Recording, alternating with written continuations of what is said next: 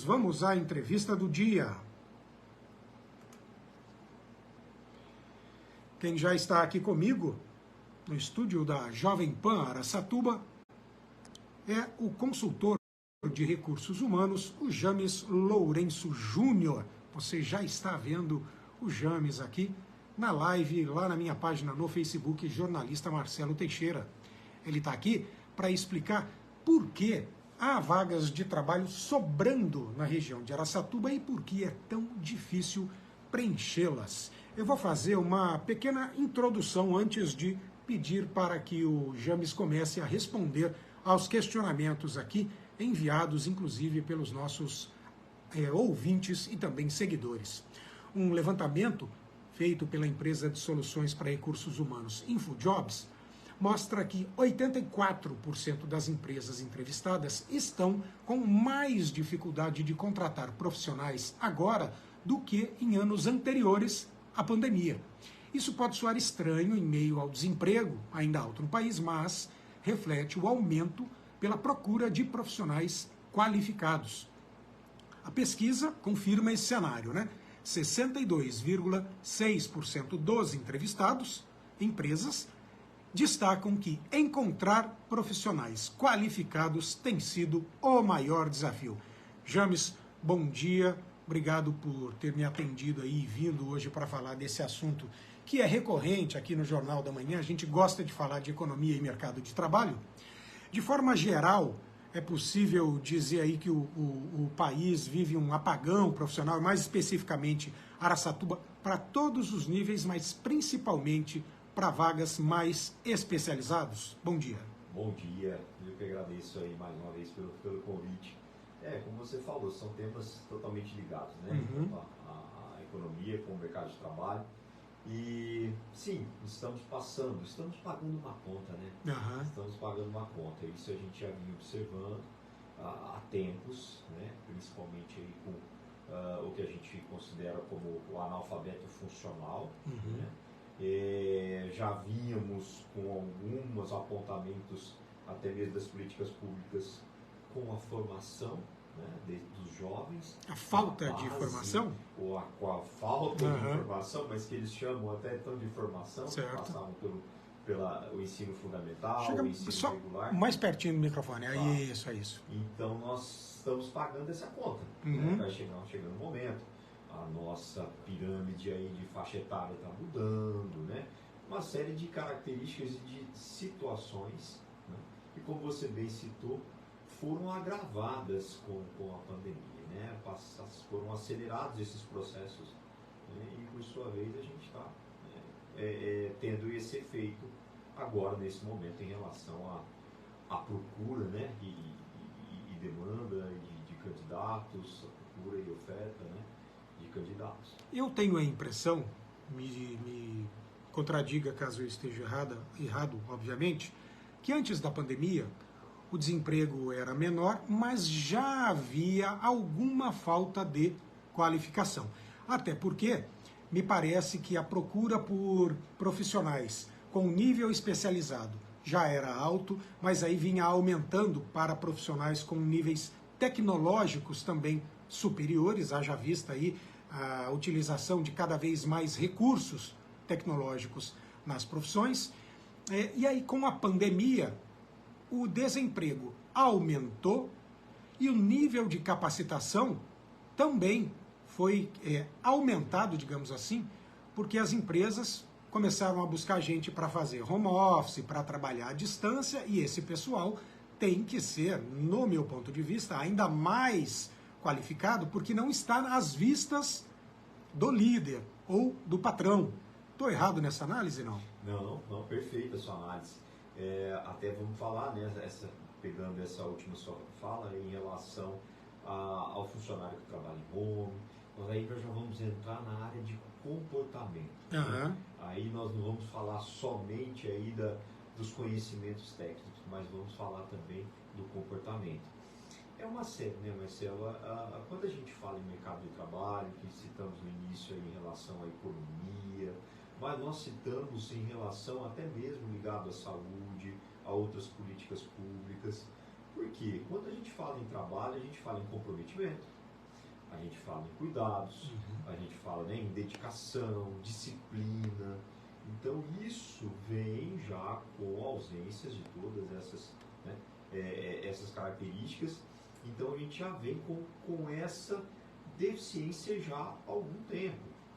E realmente o que aconteceu foi que depois, com a pandemia, né, com a alta da pandemia, o mercado precisou, né, desse comportamento, precisou de pessoas com atitudes, com comportamentos e conhecimentos técnicos que vieram, né, o conhecimento técnico, a exigência do conhecimento técnico, ela vem também seguindo aí a tecnologia, né, a necessidade e o crescimento da tecnologia mundial.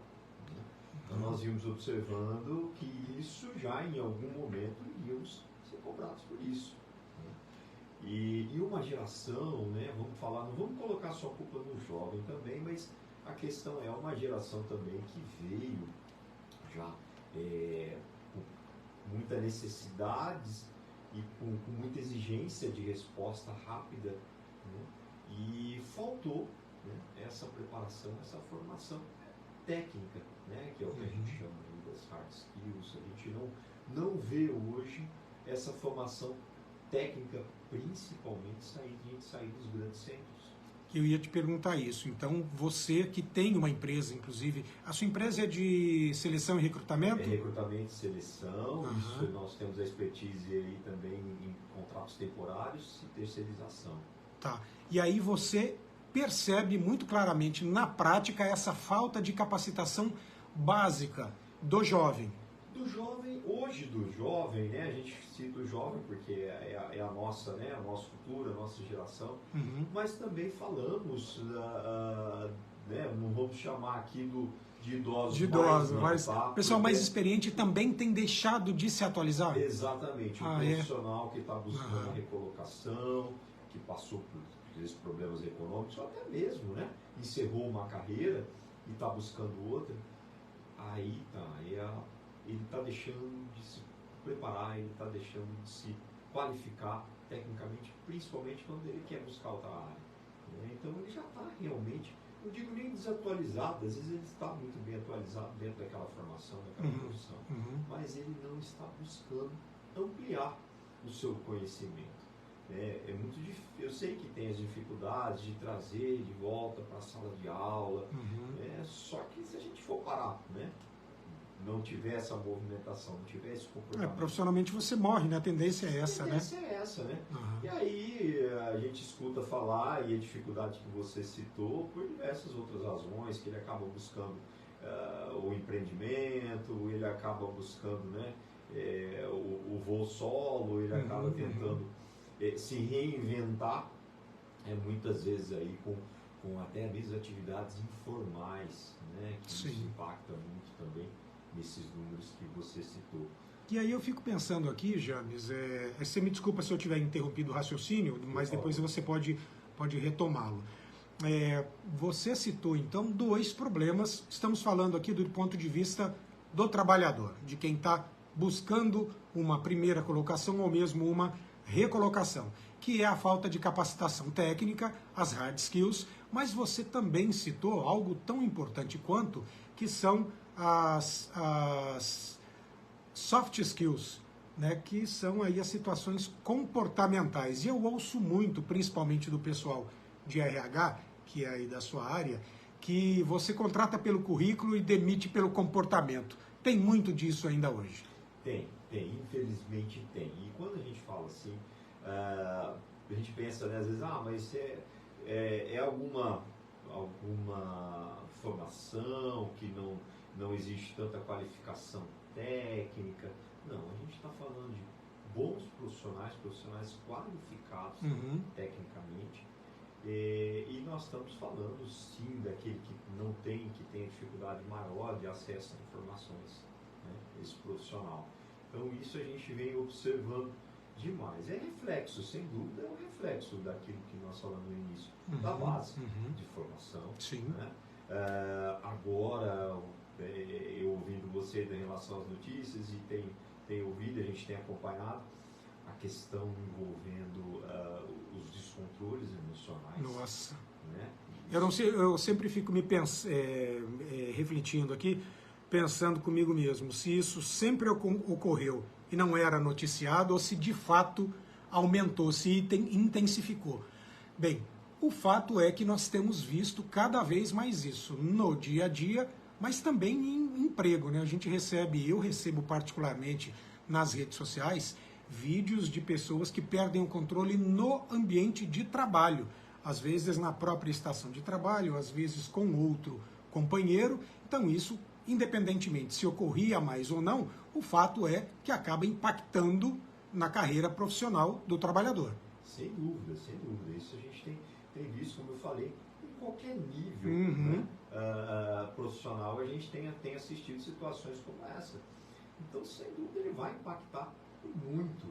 Né? Cabe sim, né? Nós estamos falando aqui da fatia da parte em relação ao trabalhador, ao candidato, ao indivíduo, mas sem dúvida nenhuma nós temos aí que falar também da parte em relação ao recursos humanos, Sim, ao setor sim, de recursos humanos, sim. ao gestor de recursos humanos, e também não podemos deixar aqui de cobrar as políticas públicas. Claro. Sem dúvida nenhuma. Claro. Né?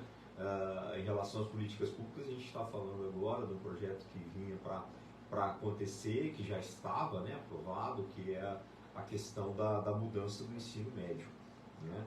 E isso seria um impacto, né, futuro muito favorável a essa situação que nós estamos vendo hoje. Isso sim já seria uma medida bastante interessante e favorável a essa mudança, mas que por razões, né, até razões compreensíveis, porque não se preparou, não tem preparo para essa mudança agora, nesse momento. Né?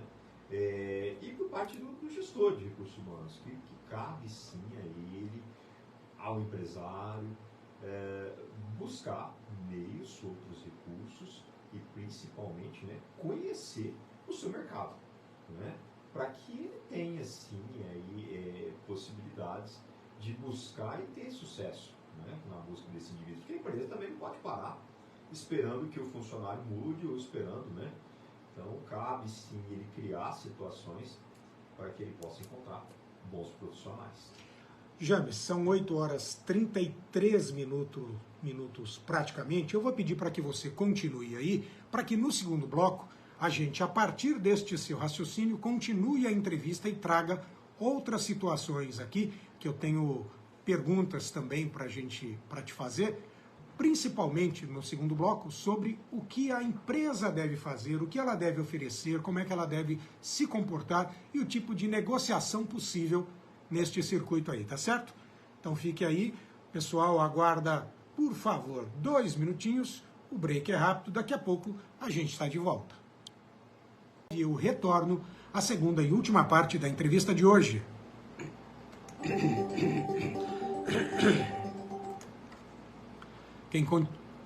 Quem continua aqui comigo é o James Lourenço Júnior, que é consultor de recursos humanos, tem uma empresa de recrutamento e seleção aqui em Araçatuba, portanto, está muito bem atualizado do que ocorre no mercado.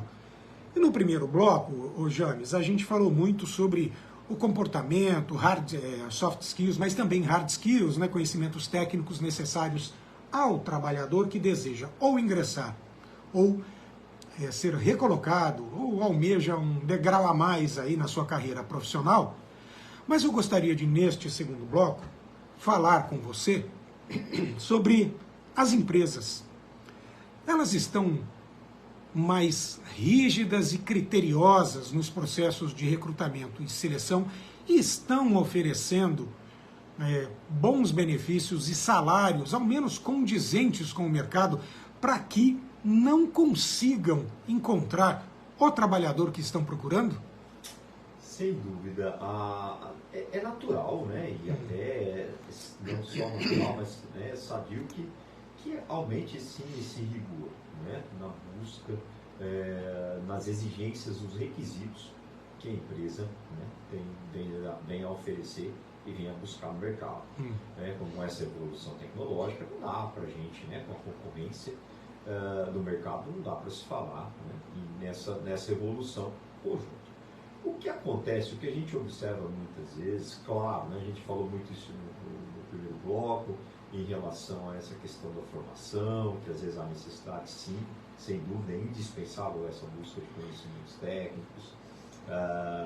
Aqui eu já vi que você trouxe em programas anteriores, falando dos controles emocionais, sim, da estabilidade emocional, sem dúvida nenhuma são fatores. Mas que por parte das empresas, né, vamos citar assim, existe a obrigação, existe sim a necessidade de ela conhecer bem o mercado, dela conhecer muito bem não só o seu segmento, mas o mercado de uma maneira geral.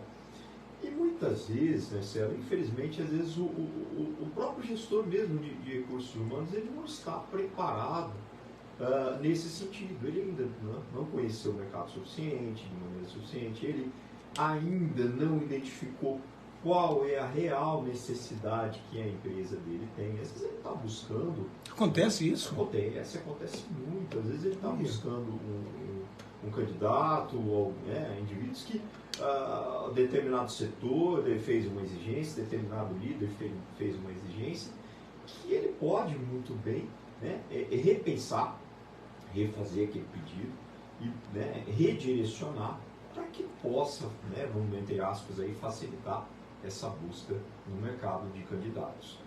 Mas sem dúvida nenhuma isso, e ele pode, né, buscar isso através das consultorias, né, especializadas como a minha, como a da RH Brasil, como outras, que têm essa expertise para buscar os candidatos.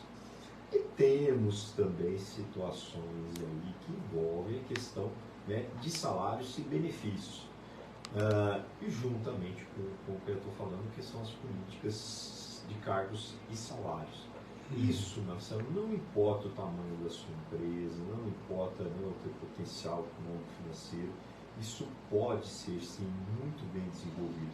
E isso são ferramentas que facilitam na busca desse candidato, né, que inclusive vai facilitar até mesmo na primeira pergunta do recrutador, do empresário que está buscando esse candidato. Então ele vai conseguir enxergar melhor isso e vai conseguir um resultado, sem dúvida nenhuma, bem mais favorável do que ele sair sem esse esclarecimento e sem essas ofertas.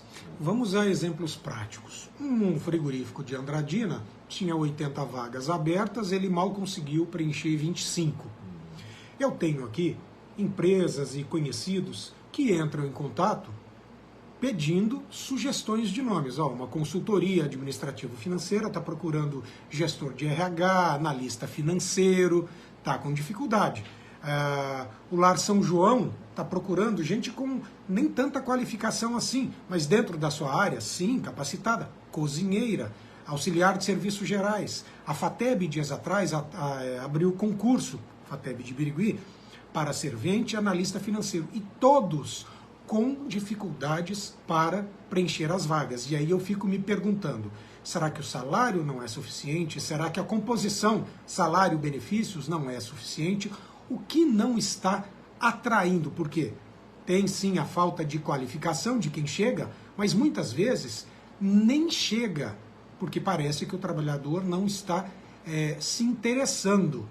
E aí eu e você conversando no intervalo, você me falou que muitas vezes, até mesmo empresas hoje de entrega, né, que não oferecem nada do ponto de vista trabalhista, conseguem capturar, com perdão do termo, talvez não seja o mais adequado, este trabalhador, recrutá-lo, em vez de alguém que oferece carteira assinada. Por que isso ocorre? Bom, primeiro a gente não pode esquecer da informalidade que sempre foi a maior concorrência, né? O fato de você, embora não tenha os benefícios, né, que a legislação traz, que a formalidade do contrato de trabalho traz, mas dependendo níveis que o trabalhador ele precisa, é necessário, isso é uma necessidade dele e do meio socioeconômico que ele vive. Ele precisa da remuneração, do dinheiro na mão. Exatamente, ele precisa de algo concreto, seja dinheiro, seja uma cesta básica. Então isso a gente tem que observar que alguns cargos têm essa necessidade. outros cargos, outras funções, níveis, né, de exigência técnica às vezes maior, o que ele precisa é de uma política, muitas vezes de cargo. Eu mesmo, né, entrevistei ontem um candidato que ele simplesmente disse que está querendo mudar de emprego, mesmo que seja com o mesmo valor de salário, porque lá ele, na outra empresa ele tem a possibilidade de galgar um cargo de líder, de liderança, de coordenação. Coisa que ele vem buscando, já se observa no currículo dele, ele vem adquirindo os conhecimentos técnicos, já sente confortável e tem um lado comportamental desenvolvido, então ele sente essa necessidade. Então você vê, nós estamos falando de um que vai possivelmente ganhar um candidato, que vai ter êxito no seu processo de recrutamento e seleção, só que nós estamos falando de outro que vai perder e que vai ter dificuldade. Você imagina você perder esse candidato no meio, né, de um processo, no meio de uma demanda, no meio de... né, sem esperar a saída desse funcionário. Então, Marcelo, eu falo que, voltando à questão das políticas de cargo e salário, a gente sabe muitas vezes, mas para a empresa é mais caro pagar 100, 200 reais, às vezes faz uma diferença. Então, que ele crie outras situações, que ele busque o convênio com a cesta básica, que ele busque outras alternativas concretas, dependendo do nível, e até mesmo uma reestruturação para se falar em cargos, em busca de cargos em evolução, né, dentro de uma história profissional. Mas aí deixa eu te perguntar, é possível, por exemplo, eu me candidatei a uma vaga, mas eu estou incomodado porque eu acredito que devesse ser um pouco melhor os benefícios oferecidos, um pouco melhores. É possível, no processo, tentar negociar isso com a empresa, haja vista que ela já publicou os critérios para a contratação? Sim, é possível, mas não podemos se esquecer, como você usou o termo agora há pouco, em relação ao recrutamento. Primeiro nós precisamos identificar esses candidatos no mercado, né? Recrutá-los, fazer uma análise curricular, enfim, nós precisamos ter candidatos para que a gente possa selecioná-los, né? Então isso pode atrapalhar no primeiro momento, que você não consegue, vamos falar assim, buscar atingir a todos, atingir um grupo, né, no máximo da sua totalidade aí, para que você desenvolva um processo seletivo, né, de maneira mais eficaz. Né? Então, sem dúvida nenhuma, mas cabe a qualquer tempo, tá? Cabe a qualquer tempo você falar em benefícios, em inovações, em crescimento dentro de um cargo, enfim, a qualquer tempo. Isso é, sem dúvida nenhuma, bastante sadio e é o que a gente, né, procura orientar aí os nossos parceiros em relação a essa política. Perfeito. Vamos lá, ó. Eu, dia desses, terminei a leitura de um livro chamado Os Reis da Rede, que conta um pouco dos bastidores do Facebook. Lá atrás, o livro é de 2012 nos Estados Unidos, publicado em 2014 aqui no Brasil. Mas, das várias partes que me chamaram a atenção, uma diz respeito a isso que nós estamos falando, porque em determinado trecho, a autora, ela diz que ouviu do Mark Zuckerberg, o criador e dono do Facebook até hoje, que o caminho da morte para uma empresa é justamente não ter uma equipe atualizada. Então ele sempre busca, hoje na Meta, né, que é o nome da empresa, profissionais altamente qualificados e sempre mais, para não deixar a empresa morrer. Porque na percepção dele é isso que faz com que uma empresa morra, que a sua alma, que é o seu funcionário, não se atualize. Então o empresário, você concorda com essa visão dele, que o empresário tem que ter isso sempre em mente, de forma constante e permanente? Sem dúvida. A partir do momento, por parte do empresário, então, essa é a necessidade dele criar um ambiente onde a sua equipe possa estar sempre se atualizando, se reciclando. Isso é imprescindível para que qualquer negócio, qualquer segmento desenvolva. Né? Agora, o funcionário também tem que responder a essas questões. Claro. Né? Então, aí Hoje é comum a empresa estipular uma meta e aí você corra para cumprir, né? Nós temos empresas hoje, parceiras, que oferecem bolsas de estudo e não tem demanda, não tem interessados, não tem interessados. Oferecem bolsas de estudo. Então, cabe, nós estamos falando aí, todo mundo nessa situação, nessa questão do tema, todo mundo tem sua responsabilidade, né? As mudanças estão acontecendo, mas cabe sim essa movimentação por parte do funcionário, por parte da pessoa também, do indivíduo, né? Buscar se dedicar a essa atualização e buscar os meios oferecidos, né? A gente tem, Marcelo, aí diversos cursos, principalmente na área técnica, são cursos de período mais curtos, tecnólogos, de tempo, né, de duração mais curtos, que nós não temos, que as escolas não têm matrículas, não têm matriculados, não têm interessados. E acabam encerrando esses cursos. Por incrível que pareça, nós vamos falar em alguns cursos, por exemplo, Birigui, que é a famosa, né, a famosa cidade do setor calçadista, cursos voltados para formação na área calçadista, não tem adesão. Caramba, não olha isso. Isso já há anos vem acontecendo. A Birigui também é uma referência, né, na aviação, principalmente. Sim, muita gente não sabe, mas na aviação. Sim, na área mecânica, sim, principalmente. Também cursos com muito pouca adesão. E vamos falar que nós não temos profissionais, bons profissionais na área calçadista, na área de mecânica de aviação? Temos. Mas cadê aquela qualificação? Cadê aquela atualização que você está falando? Né? Então cabe essa movimentação também. E aí, James, deixa eu te falar uma coisa. Ó, num outro livro do Jim Collins, chamado Empresas Feitas para Vencer, guardadas as devidas proporções, ele faz o mesmo raciocínio que o Mark Zuckerberg. Ele diz que organizações que duram décadas no mercado empresarial têm exatamente profissionais altamente qualificados. Tá? Mas aí eu quero utilizar estes dois exemplos dos livros para te perguntar o seguinte, voltando numa questão que você já abordou, qual é a melhor forma de fazer o processo seletivo? A regra ou não? Isso deve ser feito internamente, externamente, tá, por uma empresa terceirizada ou não. O RH interno da empresa consegue fazer isso ou para cada caso é um caso? Primeira questão, para você, né, realizar um processo de seleção, você precisa estar isso tudo de maneira muito clara, de maneira, né, clara a necessidade, a demanda que aquela empresa tem. E muitas vezes, né, as empresas não têm o seu setor, não tem o seu gestor de RH, muitas vezes ela transfere isso para um líder de setor, ela transfere isso até mesmo para o dono da empresa, que eu não digo que nem que ele não tem a sua expertise, mas ele não tem tempo.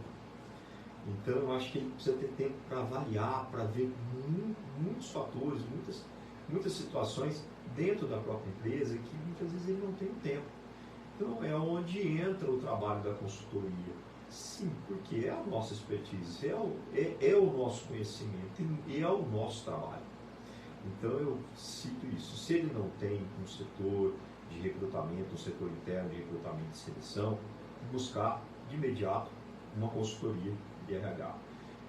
Sem isso, mesmo ele tendo o seu recrutamento interno, muitas vezes é interessante que ele busque também a consultoria, até mesmo para essa atualização. Né? Nós temos aí diversas modalidades de contratação, né? E temos, né, o nosso braço, a nossa extensão maior para a busca desses candidatos, que vai facilitar, vai dar agilidade no processo, vai trazer mais eficácia e melhores resultados, sem dúvida nenhuma. Perfeito. James, são 9h05. Deixamos de falar alguma coisa que você considere importante aí para o nosso ouvinte e seguidor? Olha, eu sempre, né, gosto de deixar alguma mensagem, Marcelo, principalmente para aqueles que estão, né, buscando aí há tempos a sua recolocação, que estão buscando às vezes até mesmo o seu primeiro emprego. Não desistam, mas busquem se atualizar, estudem.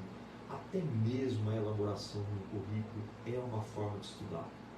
Porque ali ele está escrevendo, ali ele está contando a história e principalmente está conseguindo expor tudo isso para alguém que vai ouvir.